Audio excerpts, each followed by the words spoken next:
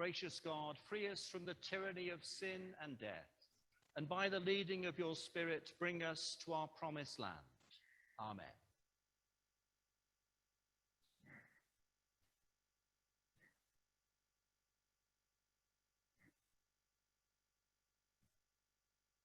As followers of Christ, we are sometimes referred to as people of faith. To have faith means to believe in something. And in terms of the Christian faith, someone, Jesus of Nazareth. According to the dictionary, to have faith has a variety of meanings. In the context of religious practice, faith refers to a belief in God or in the doctrines or teachings of religion. It's about confidence or trust in someone. For Christians, that someone is God and Jesus Christ. It can also refer to the commitment to be loyal to a person or to God. But one additional meaning outlined is perhaps the most interesting and sometimes ignored. That faith or belief is not something based on proof. As I've said before, faith in that way is like love. It can't be proved. It can only be lived or encountered. And so regardless of how much faith we have, we cannot prove, for instance, that God exists. In the same way, we cannot prove that we love our spouse, but we hope and pray that they will be persuaded by our actions that this might be the case. To use a flippant example, I can have faith or otherwise in the Canucks. I can believe or have faith that this season will be better than last season. It couldn't really be much worse. But I can't prove my faith in the Canucks. It's either apparent or otherwise. Of course, one of the problems I encounter when I want to watch all 82 of the regular season games is that my wife is clear that I love the Canucks. She just isn't sure whether I love her.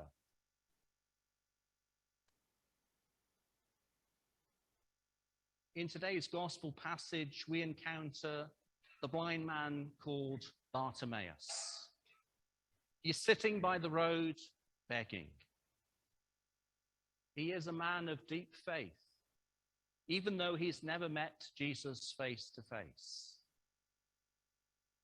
And the narrative contrasts starkly with the passage that we heard last Sunday, where the disciples James and John wanted to enter into Christ's glory at his right and his left. Here, Bartimaeus asks for mercy. And it's only when Jesus inquires of him that he asks to have his sight restored. Bartimaeus has the distinction of being only one of two people in the whole of Mark's gospel who is told by Jesus, "Your faith has made you well." The other was the woman with the issue of blood. Like Bartimaeus, the woman was not intimidated by the crowd. She wouldn't keep silent. Both were determined to seek Jesus' help and receive. As we heard, Bartimaeus and persistent in his encounter with Jesus. Here is a man sitting on the main route in or out of Jericho for years. He seeks to make enough money by begging from those who go past him. And somehow, somewhere, he has heard of Jesus of Nazareth. And so when he hears the crowd speaking about Jesus and realizing that he's about to go past, he calls out in a loud voice, Some of those present, perhaps Jesus' own disciples, try to shut him down. They think the beggar should leave Jesus alone. But Bartimaeus knows this is his moment. Perhaps this is his only chance to have contact with Jesus. So he ignores the do-gooders and shouts even louder, "Son of David, have mercy on me." When Jesus tells the crowd to let the man come forward, the do-gooders immediately change their tune and tell the man that Jesus is asking for him. He doesn't wait for a second invitation. He throws off his cloak, the one that he would gather coins thrown his way, and leaps up towards Jesus. Jesus, of course, would have known that Bartimaeus was blind. And the very fact that his name is recorded in Mark's Gospel means that he was well known in Jericho, perhaps because he sat in the same spot every day. But Jesus doesn't go ahead and heal Bartimaeus at once.